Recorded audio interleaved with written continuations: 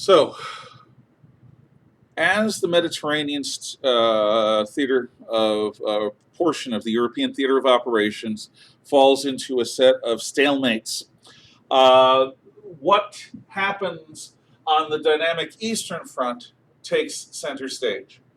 Um, the Soviet Union has reclaimed the initiative at the massive grinding bloodbath over half a year's worth at Stalingrad and is getting ready to handle the last German attack of the war at Kursk.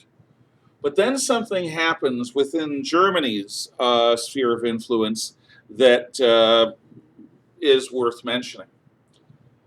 The Jews of Eastern Europe were not all moved immediately into death camps.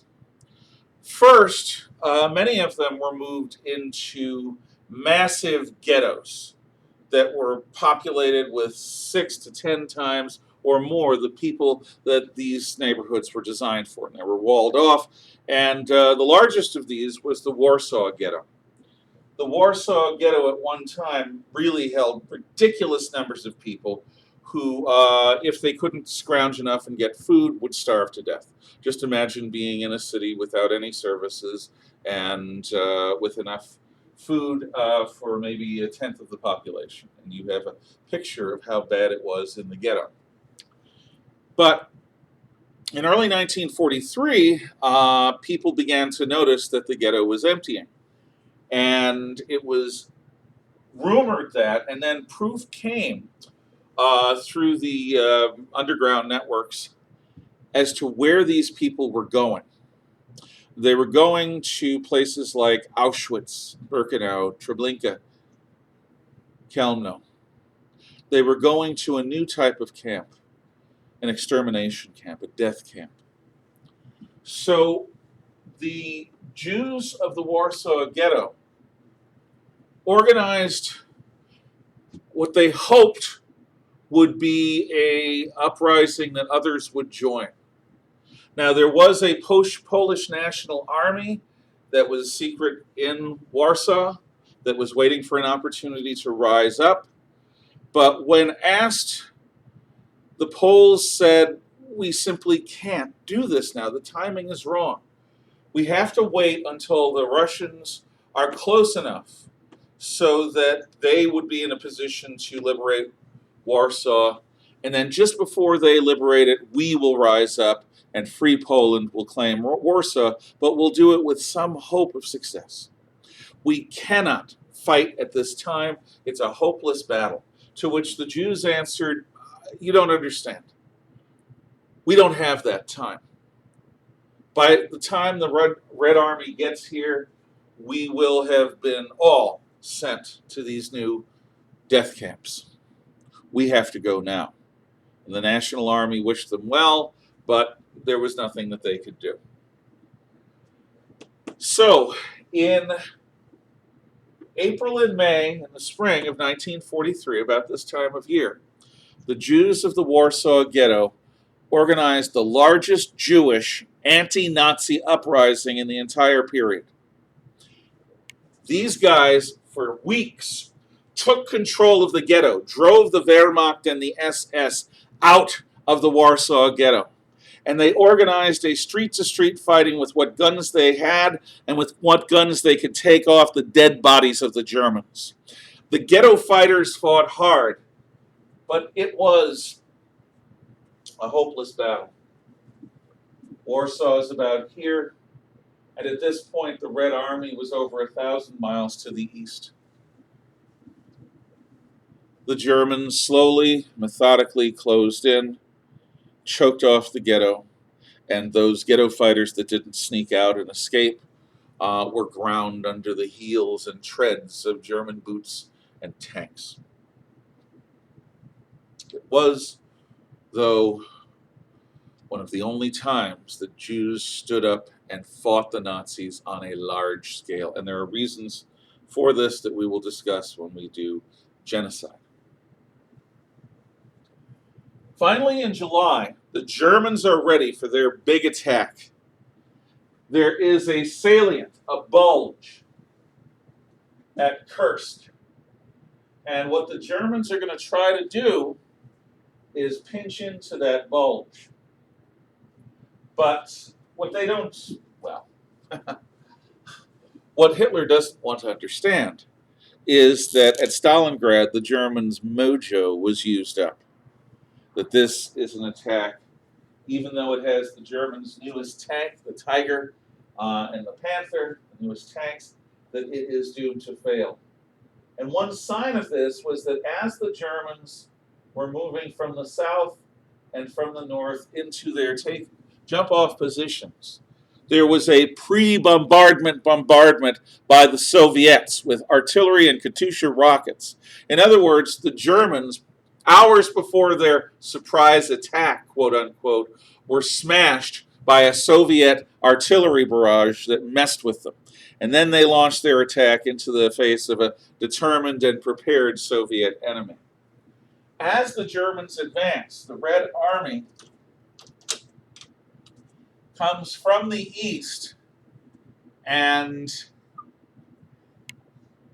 actually pinches off the German salient. The Battle of Kursk is the largest tank battle in human history. Thousands of tanks are simultaneously fighting on both sides, and it is an amazing, amazing spectacle. It's a bloodbath. But unlike Stalingrad, it isn't a grinding, indecisive bloodbath for 6 months that ends finally in a Soviet attrition victory.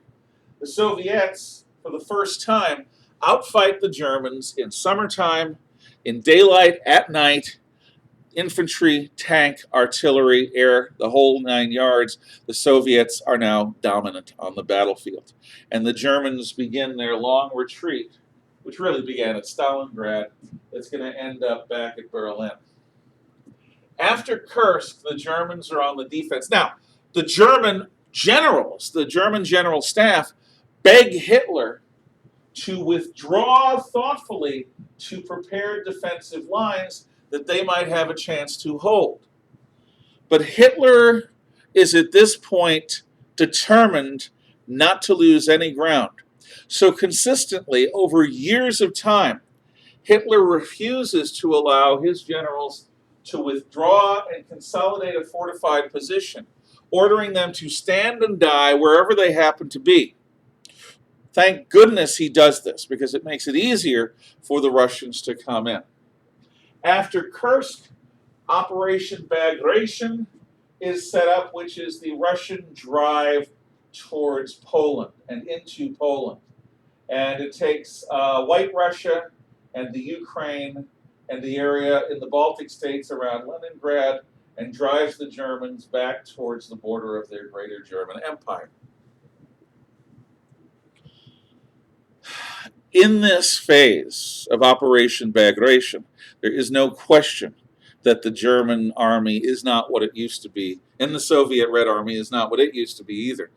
The Soviets choose the time and place of battle, and they dominate the Germans wherever. Now, the Germans fight bitterly on defense. They do not want the savage Russians riding into their homes and towns.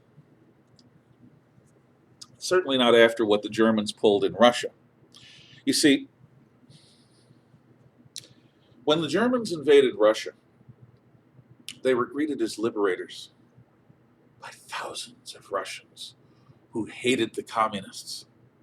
Now, had this been the Kaiser's army back in World War I, they would have made the Russians into allies, and they would have armed them and inspired them and treated them decently. There was an army of pro-German Russians under General Vlasov who fought with the Germans, but they were a minority because very quickly the Germans made it absolutely clear that they viewed the Russians as subhumans. Not quite as bad as the Jews, but basically as fit for slave labor and nothing else. The Nazis squandered the opportunity they had. The Russian people, after being under the boot heel of communism from 1917 until 1941, finally thought that they could breathe free air again. They didn't understand Hitler, they didn't understand the Nazis, but they offered themselves, and Hitler spat in their face. His army treated them like dirt, and quickly the Russians realized the Germans are not our liberators. They are not our friends. And the atrocities that the Germans committed on not only the Jews of Russia, but the Russians and the White Russians, the Ukrainians and the Balts, all spoke for themselves. So that by this point in the war, the Russians were intransigent, absolutely enemies of the Germans. And when the time comes, they are going to have their vengeance. Now, the Russian army is approaching Warsaw. It is approaching the Vistula River.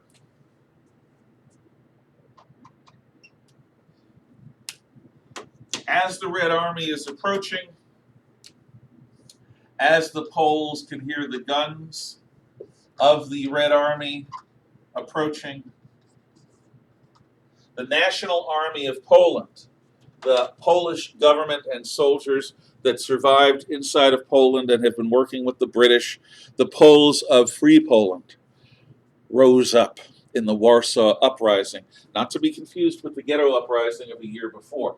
The Warsaw Uprising of August through October 1944 was the Polish nation rising up and saying, we will fight the Germans with hope and help from allies. But remember, the Russians had occupied most of Poland. The Poles didn't trust the Russians, and they certainly didn't trust Joe Stalin's communist Russia. So the uprising happened as the Red Army reaches the East Bank and looks across the river and sees the uprising and stops. The Red Army stops. With the Red Army stopping, well before the end of World War II, the first act of the Cold War happens. For weeks, for months, the Warsaw fighters fought the Germans. They drove them out of sections of the city, and they begged the world for help. The Russians said, sorry, we do massive buildups and then massive advances. We're just done with Operation Bagration. We need to rest for a while. The Allies said, fine, let us have our bombers go from Britain, bomb the German positions around Warsaw, land, refuel, go back, do it again. After all, we're your allies. We and you are fighting the Germans. The Russians said, we can't guarantee the safety of your aircraft. They might get accidentally splatted, shot down. The Russians make it clear that they will not allow their allies, who have spent thousands of lives on Arctic convoys sending supplies to the Soviet Union in the face of German air power, sea power, and undersea power off the coast of Norway. They will not allow their allies to help the Poles. It's clear that this has nothing to do with beating the Germans. During the Warsaw Uprising, the Russians prevent all outside help, and they sit back and watch as the Germans notice that the Red Army's not attacking. And the Germans have all this frustration since Stalingrad, and now they've got an enemy they can beat. And for week after week after bloody week, the Russians watch as the Germans slaughter the Free Poles, which is exactly what the Russians want. They have their own pet communist government, the Lublin Poles, and they don't want a bunch of national leaders who defended and rose up themselves taking back Poland. The moment that the uprising is done, Russia resumes its advance. This has nothing to do with defeating the Germans. It's all about controlling Eastern Europe. It's the first act of the Cold War. We'll continue next time.